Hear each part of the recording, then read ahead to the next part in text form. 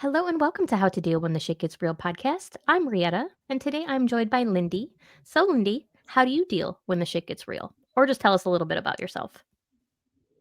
Well, where do you want me to start? Shit gets real or about myself? Both is equal. Whatever you're called to, whatever you feel like is like, all right, I'm going to go down this path. I love that. So, I know. Well, maybe I should start by introducing who I am first.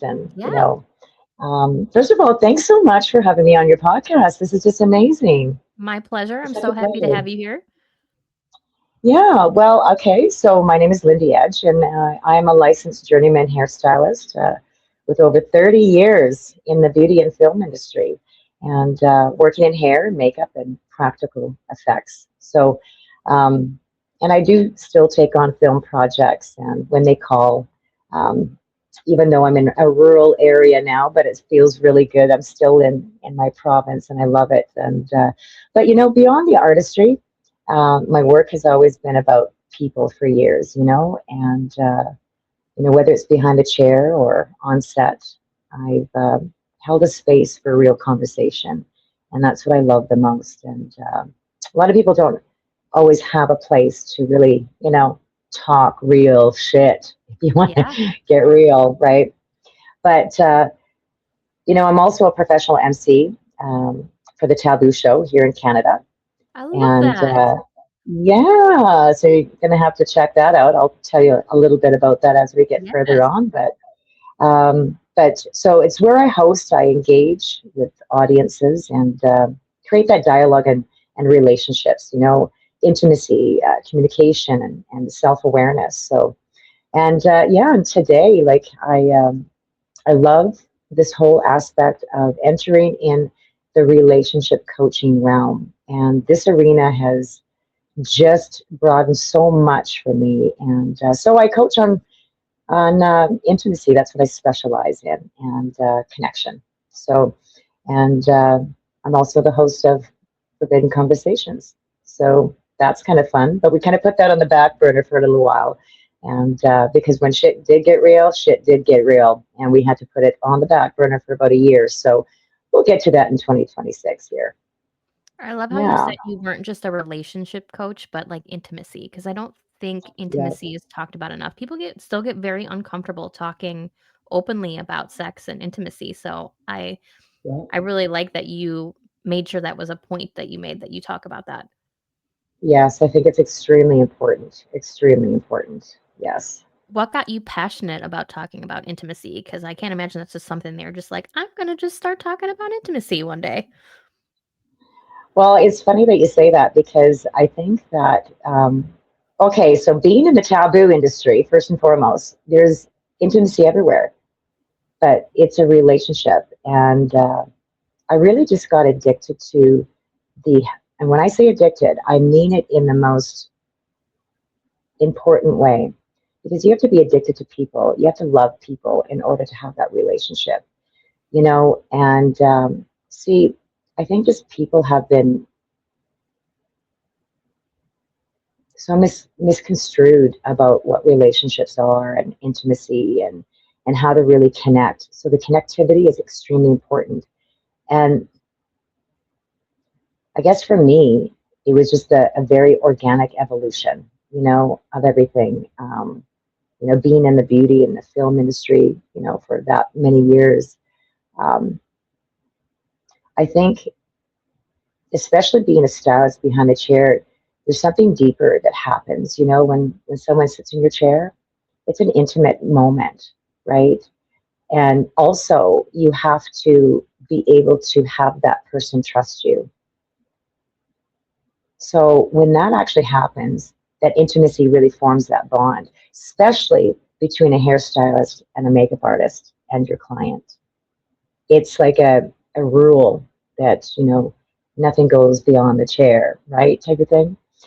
But, so I want to make sure that, people are safe, right? So I think when people started opening up, it just, talking about their boyfriends, talking about their husbands, or vice versa, them talking about their wives, their breakups, their heartbreaks, just their confusion and their belonging. And then I noticed something. Um, it wasn't really about just their hair or their makeup. It was about them being heard.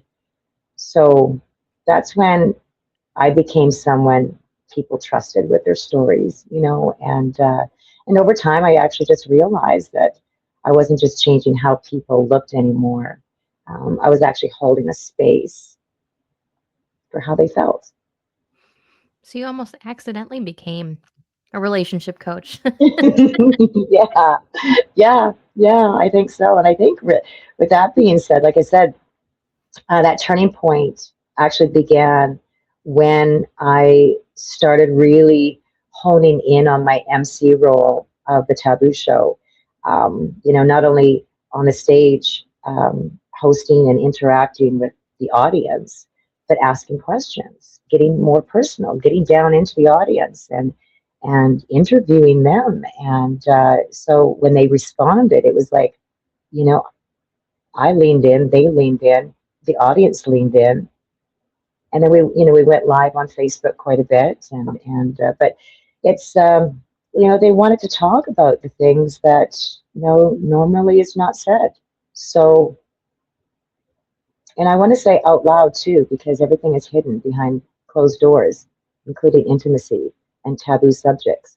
So I think it's really important to bring awareness. So henceforth, yes, it clicked in for me. Is that kind of where your podcast was born out of too? Is just another way to share with people and get people to open up? Yeah, I mean, it really was. I mean, I was talking to people of all different, arenas of the intimacy. I mean, we're talking about BDSM. We're talking about right down to, into different, transgenders and why this and why that. We were getting some real good key points, and people were coming on because they were looking at this going, wow, she's really getting people to open up about said subject.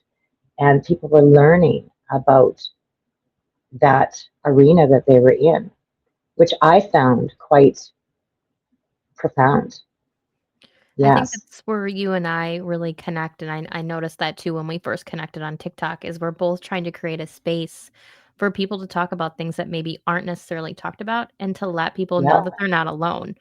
Because as somebody that was an only child and that spent a lot of my time feeling alone, it was nice to create a space to let up other people know you aren't the only one who's gone through this and you can make it out the other side. absolutely. 100%. Agreed. Agreed. It is really important to, um, I don't know, it just, for me, the relationships are such a complicated arena, no matter what. And I say arena because it really is a vast area, not only in just the taboo, you know, modality, right? But I mean, relationships get kinky too. I mean, we can't just be hidden behind closed doors. Everybody can get a little, Yeah, on that note, So, and that's, like I said, taboo is a really important subject to really bring awareness, but it's just not just taboo. I mean, it can be anything.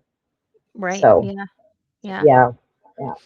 Well, backtracking just a little bit because I love that you did professional makeup. I saw some of your videos on TikTok. You are amazing at doing like horror makeup Oh, and all this cool stuff. Like, how did you get involved in doing that? Was that like a passion of yours from the beginning? And then to make this change to a excuse me, let me try that again.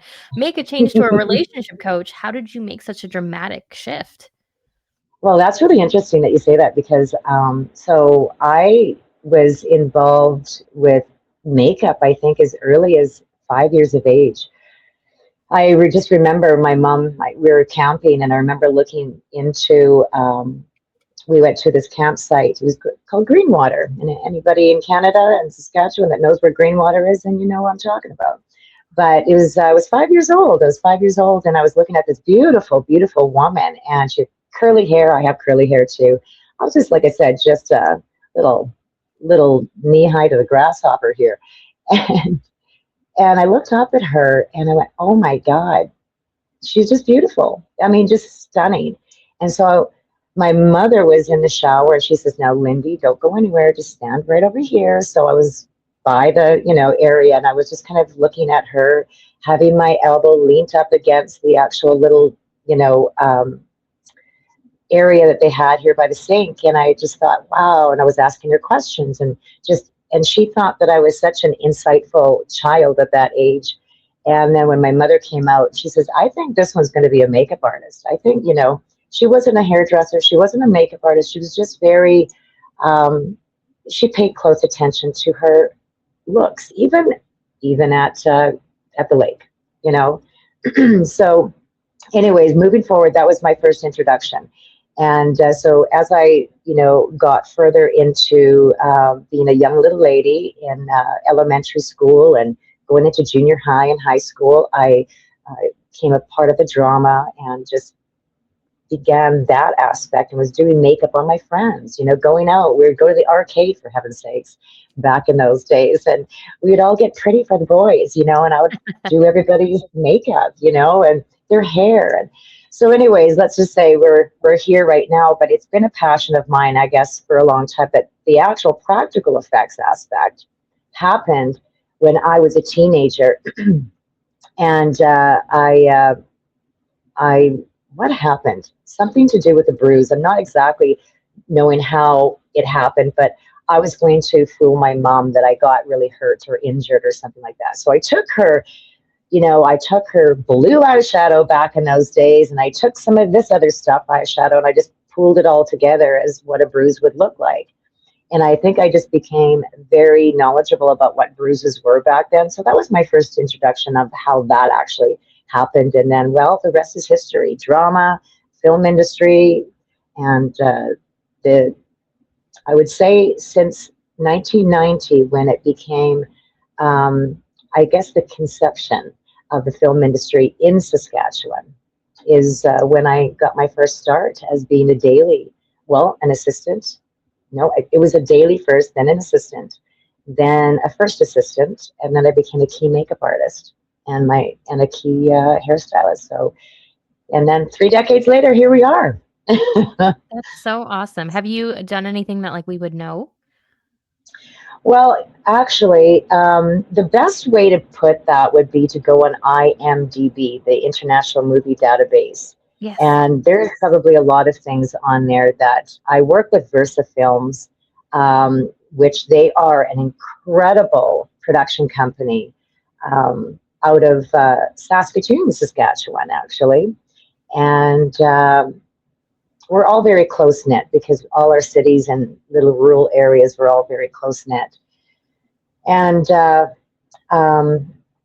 so I work very close with them, Versa Films, and they're right on Facebook, and you can Google them. Now they do music productions as well. I do film productions. So if anybody knows Spirit Box, there's a very wide following on YouTube. Spirit Box, incredible American band that is unbelievable. So that was my first introduction there with doing music videos with Versa Films. But prior to that, I worked with Mind's Eye Productions, Verite Films, and so IMDb. You can search me on that, Lindi Edge, and you can see some things that I've done there. And yeah, lots of fun stuff. I have somebody famous on my podcast. I love it. Oh, I don't know about that, but okay. But thanks. Oh, of course. You're so welcome. And now you are this wonderful relationship coach on top of it. And I would love to hear, and I know this is a very broad question, so you might not even be a one answer thing, but what's some advice that you would give to all couples that you think is really important? Oh, I love this question so much. I love it. But to be honest with you, it is really quite simple. It's stop assuming your partner knows what you feel. You know what I mean? It's crazy how, we think our husbands and the wives are mind readers, but see, most relationships break down. They don't happen because people don't care. They happen because people stop communicating clearly and honestly. So again, we go back to that, we expect that mind reading, right? We then store resentment and we avoid hard conversations until, guess what happens? They explode. Mm-hmm. And let's learn how to talk before things get real bad, and it's learning how to listen without preparing your defenses. And that's a big one. And understand that love isn't just a feeling, it's a daily practice, and I guess another thing that's really important is that your partner is not there to heal your unhealed wounds, but they can support you by, well, they can replace the inner work that you haven't done. I love all Yeah, that. I think those are all they can't replace that inner work. They can't. so important. No, we definitely can't replace that inner work. I think I myself was guilty of that before I started working on myself, expecting like my husband or my child or, my parents to fill in this weird gap, whatever it was. And I think a lot of people try that, and it's just you have the power inside you. Why are we looking anywhere else? Exactly, exactly. I mean, we have the inner strength to do so much, but we just don't. Because why? We're lazy. Why? Because we just avoid, avoid, avoid. It's avoidance. Yeah. But we're immediately attacking the people that we love. And that's the whole thing. Guess what happens? We don't attack the people that we really don't love. Or even, you know what I mean? Like, we attack the people that we love the most. And that's hard, isn't it? That's so sad. It is. It is sad. And you're definitely right on the money that people aren't listening enough. I will forever love Judge Judy's saying of you have 2 ears and one mouth for a reason. Oh, isn't that the truth? Yes. Yep. I even have to remind myself to that I'm listening. I'm not listening to respond, right? We're just listening because our brains get so worked up. I'm sure you know better than anybody Yeah. and just want to respond. And the one thing I think that we forget to do is take a beat, take a pause. So if that's the case, if something's really blowing up, well, somebody has to be the calmer one in the argument. So it's best to actually step back and say, okay, you know what? I acknowledge what's happening here. I respect you, but I respect you enough just to walk away. Just give me 5 minutes. Just give me 5 minutes to just reflect on what's going on here so I can get my head back in the game so we can actually have a real good conversation instead of blowing up at that moment. I'm guilty of that too. And I have Oh, to yeah. constantly remind myself of that. Yeah. Our emotions are a great thing, but they also tend to overtake us sometimes. Oh, God. Yes. Yeah. Yep. Absolutely. And I think that,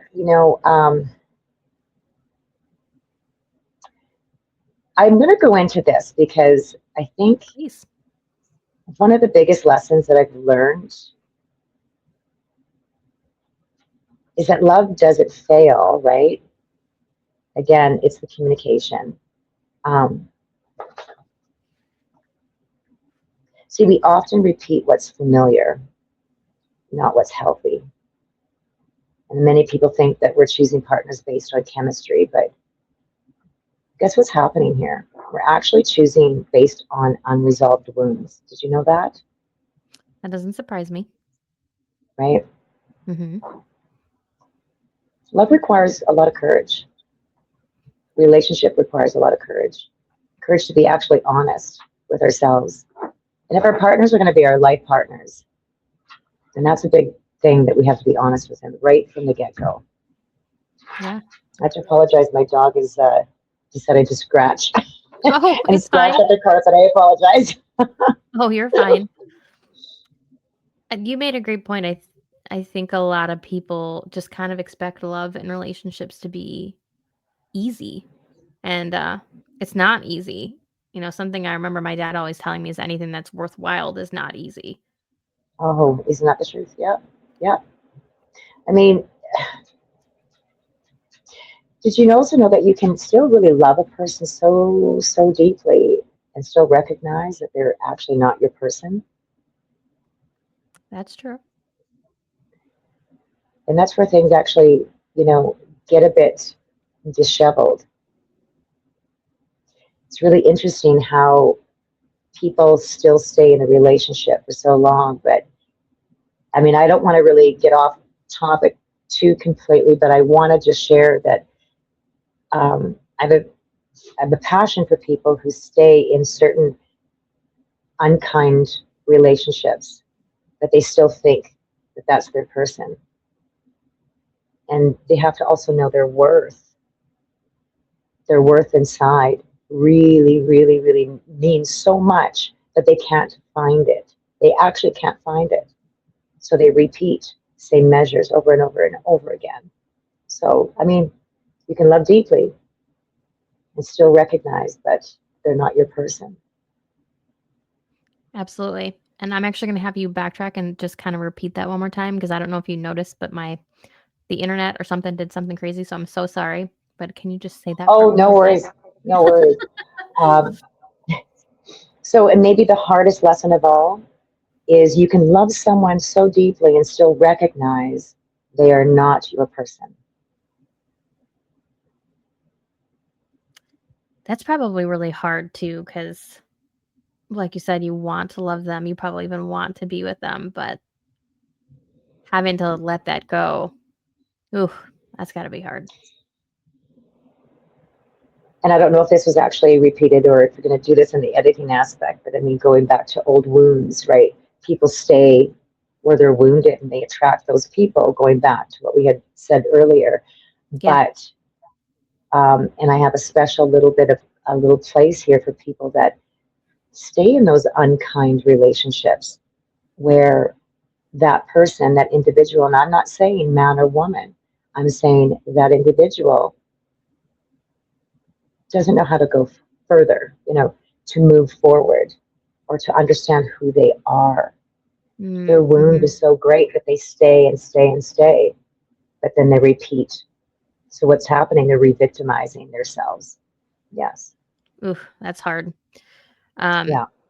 I remember when I first read Lovability by Dr. Holden, it was a huge eye opener for me. I always tell people if they like reading and they like stuff like that, that is a book that I recommend. Is there a book that Hmm. you just love and recommend, whether it be like for relationships or healing wounds or anything of that sort? Yeah, absolutely. I have some really powerful relationship focused books that have actually been discussed or actually recommended over time on such platforms as Mel Robbins. I'm a really huge Mel Robbins fan, so that really resonate with me. And this one is called. I have actually five that I can recommend.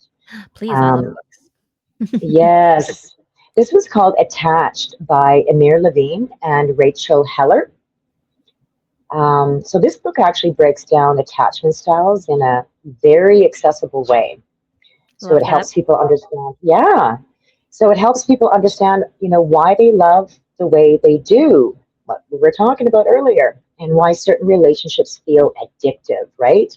And how to build healthier connections. And that is powerful, going back to what we're speaking about. People want to be in relationships where they don't know how to move forward. So they match, they match. So next one, and I talk about this a lot in my live podcast, which is The Five Love Languages by Gary Chapman. That's my favorite. I love that one. And so that's a classic for a reason. And it helps couples, they understand their love and how to express it and how to receive it, differently. And that misunderstanding, it can actually be helpful in so many ways if you react, right? Because every action comes with a reaction, right? Yes, ma'am. So a lot of misunderstandings, right? So it helps those people, you know, uh, create that love language. And next one is Hold Me Tight by Dr. Sue Johansson. Ooh, I like the title. Yes. So that book focuses on emotional bonding and connection. Um, it's deeply actually rooted in how we seek safety and reassurance in relationships and how to repair emotional disconnection. Ooh, okay. Yes. Another one is Getting the Love You Want by Harville Hendrix. Are you familiar with No, that's who not one that I'm is? familiar with. Okay. So this one actually explores how our childhood experiences actually shape our adult relationships. Ooh, And okay. why we're drawn to certain partners, it's incredibly insightful. I So love that's books like definitely that. one to check out. That's definitely going on the Mm-hmm. list. Yeah. This other one is The Mountain Is You by Brianna Wiest, Ooh, or okay. Weist. Could be Weist, Wiest. I'm so sorry if I enunciate the name wrong. But so Brianna, so it's not really strictly a relationship book, but it's powerful for understanding self sabotage, Ooh, emotional patterns, and okay. personal growth. So all of which directly affect what? Relationships, right? Absolutely. Ooh, I Those love are it. my Those are top great. five. Yeah. I love it. Those are great. And because you mentioned your podcast, which I love, how did you start your podcast? Well, oh my gosh, how did I start my podcast? Well, again, I think just piggybacking off a little bit about what we talked about with the Taboo Show, Hmm. that actually gave me that inquisitive mind, right? So, I just like to ask thought provoking questions. And so that's where Forbidden Conversations really landed. And but But it made sense for me because it was an extension of who I already was, like you had mentioned too, right? Someone who actually creates that safe space for a real, unfiltered human conversation, right?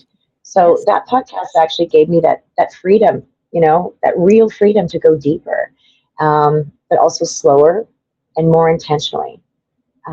So I love the topics around love and connection and intimacy and just communication and creating that human experience. So that's really where it landed. And I love that whole aspect of being there for people. Yes. Yes. You definitely have that presence. And where can people find your podcast? Do you only do it live or is it streaming as well?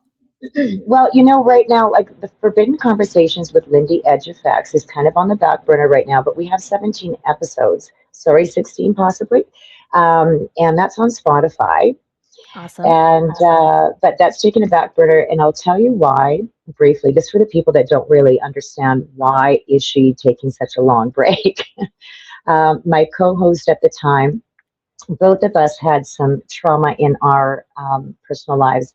His mother passed away, my mother passed away, so and she just passed away in November of 2025, so just before Christmas. And we just said, okay, let's just take a break. We just need to recalibrate, figure out what our next move will be, and go from there, type of thing. So, with that being said, I took a break. I finalized my coaching career, my relationship coaching career, because I've been really doing that for about 5 years previously as well, too, just really honing in and identifying where I wanted to go. And then I thought to myself, well, how many people are on TikTok? So that's where I said, all right, let's just pause with that, Forbidden Conversations, and let's just move to the TikTok arena. And that's where I have just landed. And I have started live streaming where they can see me, um, throughout the week, Tuesdays, like normally Tuesdays, Thursdays, and Fridays at 10 p.m. Central Standard Time. So, and if they look for me, Lindi Edge FX, they can find me and follow me there and Oh see me. gosh. I'm gonna have to stay up late one night so that I can see you. I'm an old lady when it comes to that, but I need to try and get on there so I can come watch you and see you work. Yeah, it's really good. I mean, I like to try to do it. Like what I would like to do is this, is download that because that's the beauty of TikTok. You can Yeah. download your stuff, right? And Yes. then edit how you want, and then you could put it in the YouTube space. So Yes. that's what I plan on doing. So for the people that, you know, don't have TikTok, for example, well, I will be creating a YouTube space, and maybe later on down the line, I can share that with you, and we can, yeah. Yeah, that would be awesome. And just Yeah. backtracking just a little bit. First of all, I'm so sorry about your mom. Um, we've Oh, reached that thank age you. now where it's just we've unfortunately just reached that age where our parents are older, and it's just reached that point. But it actually opens up something that I do enjoy talking about, and I think a lot of people need to hear it. How did you deal with the loss of your mom, and what advice would you give to somebody who's lost a Well, parent, maybe is on the verge of losing a parent? Because I'm dealing with compound grief right now because my dad is very ill. So I myself would love to hear what you have to say. well, I'm very sad to hear about that for your situation too, and it is true. I mean, I will say this: um, it's never going to be easy, never ever going to be easy. But how you can handle it is a different story. Grief is always going to be with a person, always. There's no timeline on grief. It's just how you handle it. It's just the how, if people can actually understand that. Um, for me personally, I have brothers. Um, Let me just actually say this. I'm adopted. I was adopted when I was 2 months old, and um, then my parents, they had already two kids. My two older brothers. I'm the baby in the family. And growing up in such a great, I mean, incredible. I had an incredible childhood. I loved it. Hardworking parents, just hardworking and very headstrong. So that was instilled in me and my brothers. And there's a lot of guilt that I also have because going through that period of adolescence, you're just so hard on yourself. You don't know Mm-hmm. where things are. You're mad at your parents. You're just all this. So there was a time frame where I was so angry at my mom. Going back to the people that you love the most, what are you going to do? You're going to explode on people. Looking back into the past, you can see that clearly. So with that being said, she was such a strong minded person too, property manager, real estate agent, da da da da da, right? All that. She had, if I can say, a man's job, strong mind as well. She instilled that in me. Now, let's just move forward quite a bit to in the last year. She had, she was 81 when she passed. And so that was November 13th of 2025. And I was the only, sibling here in where I'm at. My other brothers, they lived away. So I was always there. So I saw a lot of the demise that she had, my husband, my kids, all that. And I mean, I knew as kids at this age right now, and I still say we're kids because now I felt, kind of an orphan, but, we're at this age. But I will say this, when you get to that point, you never actually brace yourself. But if I can actually just say one thing came through my mind in the last 2 years. When my mother was 79, I just realized that there was some things that I should prepare my mind for. So I started bracing myself 2 years ahead of the time. Not always in a way that I wanted to, because every Sunday I would call my mom, or just willy nilly out of the blue, Mom, I need a recipe. How do I do this? What make those dumplings. Oh my God, I just miss those dumplings. You know, so I had to prepare myself. And it wasn't cautiously, it was just preparing myself. That's it. So as time progressed, and then we're getting to where we are right now, and then it was June of 2025 when she finally told us. My husband and I came up to the hospital. She was in there for another assessment, another this, another that, right? Um, so we sat down, and she looked very viable. She looked very, with it and everything like that. But we knew some things were starting to, have a little bit of a breakdown. Um, so she finally sat us down and said that she has pancreatic cancer. And we all know what pancreatic cancer is all about too, and all that, and it happens fairly quickly.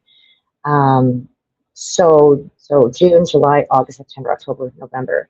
It was at that time she probably had about 5 months left, and we knew that. So immediately, what do you do? You go into that kind of that, okay, shit just got real. Mm-hmm. And when shit gets real, what happens? Your nervous system breaks down. Yeah. You go into panic mode. And sorry, I might even just bawl here for a second. I'm sorry. But I will say this, if I can be so truthful, it was so hard. But something just clicked inside me and said, okay, Lindy, whew, you got to do this. All you can do is be with your families as much as you can. Love on them in the mistakes, in the demise, the dementia that comes in. You just have to be there. So I was there. I was there all the time until that one Friday, because we kept on trying to say and try to figure out the day that I was going to do another pedicure and manicure on her. And I had a nice visit with her on the Friday, and it was just 5 days before she passed away, and said, okay, Mom, you look tired. I'll come back tomorrow. We'll do your pedicure and manicure. And then my sister-in-law said, that morning 10:30, I was supposed to be there. And, I was supposed to be there around noon. 10:30 in the morning, she phones me and said, yeah, well, Mom's not going to make it out of the bed anymore because she's gone into that. And they go in through this, Yeah. this hills and valleys of good days and bad days. And this was just one of the bad days that she wasn't going to get out of. Yeah. And so we were there for 5 days straight, and it's preparing yourself. So the family comes in, everybody comes in, and all that sort of stuff, and holding hands, taking pictures, all that, loving on her. And I want, if I can say, not taking pictures of her in the actual bed, is taking pictures of her hand and remembering that the way you held the hand, and preparing your heart. It's something happens within somebody's, just something happens when that time comes. And when the time did come, I was very peaceful. Of course, you say a lot of words to the big one upstairs, right? Mm-hmm.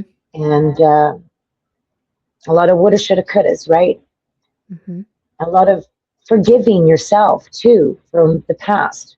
But remember, the past is the past.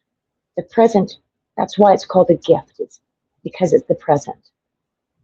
Now, what are we going to do from here on? That's the thing, and that's what we have to hold on to, and remember that our loved ones would not whatsoever want us to be in that place. Yeah. Oh, Do absolutely. you You're so cry? right. Do you cry? Absolutely. Do you miss them? Oh my God, yes. You miss them so friggin' much. But you talk to the pictures. And just recently, if I may say, I don't know, Yeah. shit just got real just about last week when I had one of my friends who was a medium, a psychic, paranormal expert type of thing. And she said, we're on live. And she says, I said, all of a sudden I feel really cold. Like weirdly cold. And I'm sorry, but my house is the Sahara Desert. Like it's hot like the Bahamas. But all of a sudden I just had this weird feel. And I had this arm just wrap right around me. I felt this arm like just come right around me. And she saw this figure beside me. And she says, and look, I feel like I'm just shaking right now. Like, it's just weird. But people, our loved ones are with us. We can't see them because we're selfish human beings. We Mm-hmm. want to see them, touch them, hug them, kiss them, everything so badly, just to feel their presence, to touch them one more time. But guess what? I now know that my loved ones are around me. My mom is right here. My dad is right here. Our loved ones are never more than 4 feet away from us. No, that's a great reminder. And I thought too that, maybe knowing when the end was coming would feel easier. I actually think it's worse. It is.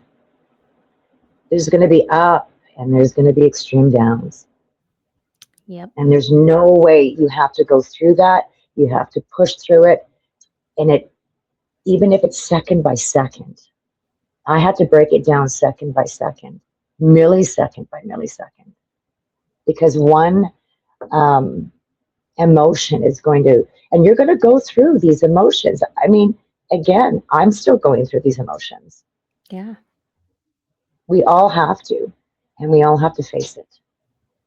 And it's just, why? Why do we have, back in the Bible days, they were living to 900 years old. What happened?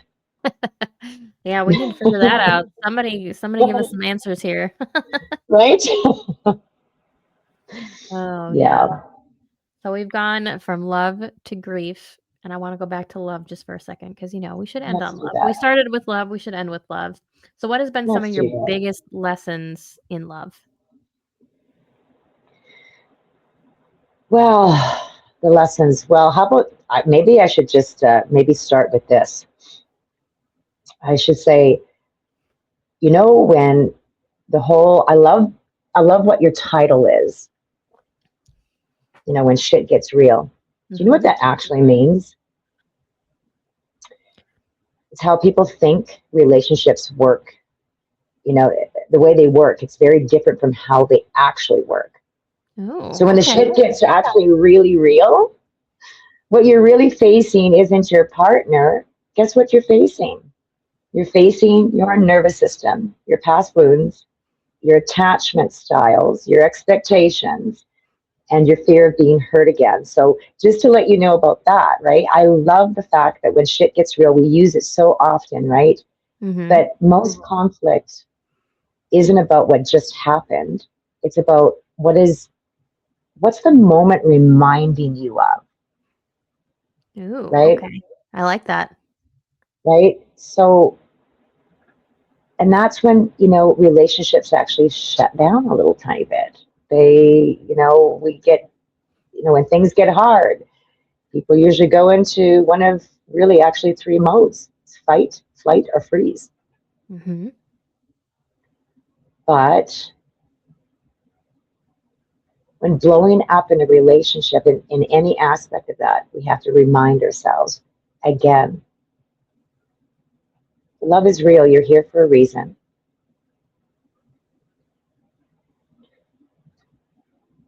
But you have to understand what just got activated in me to make me, release such wrath on our partner. Mhm. You know, but like you said, how to end on a really good note of love. I think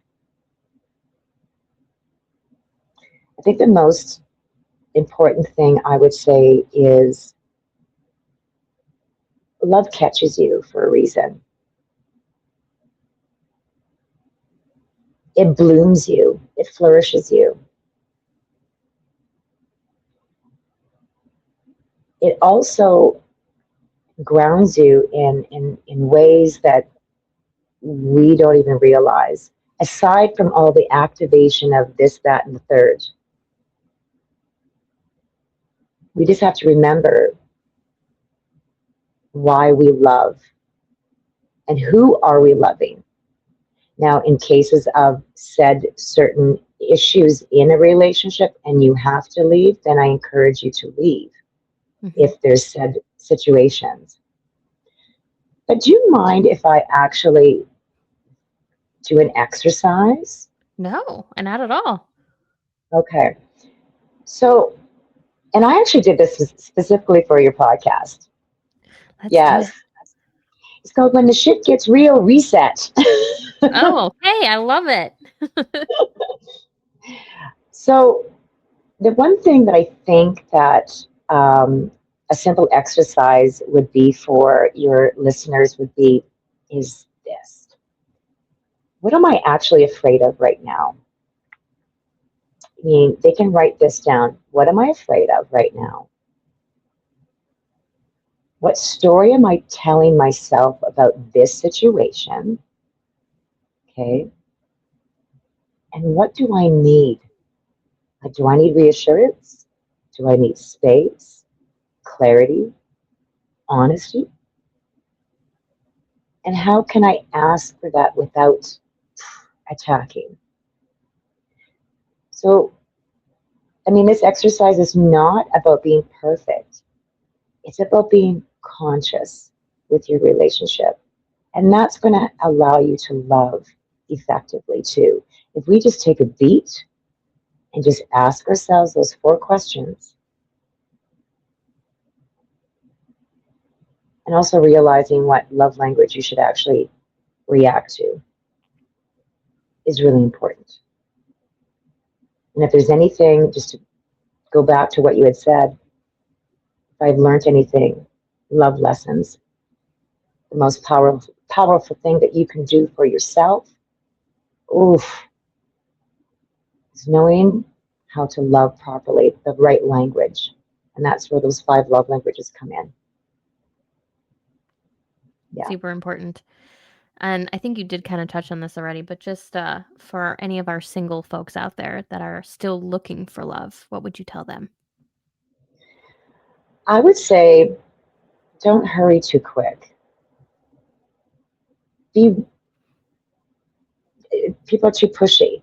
People are want. We're in a right now situation. People want things so quickly.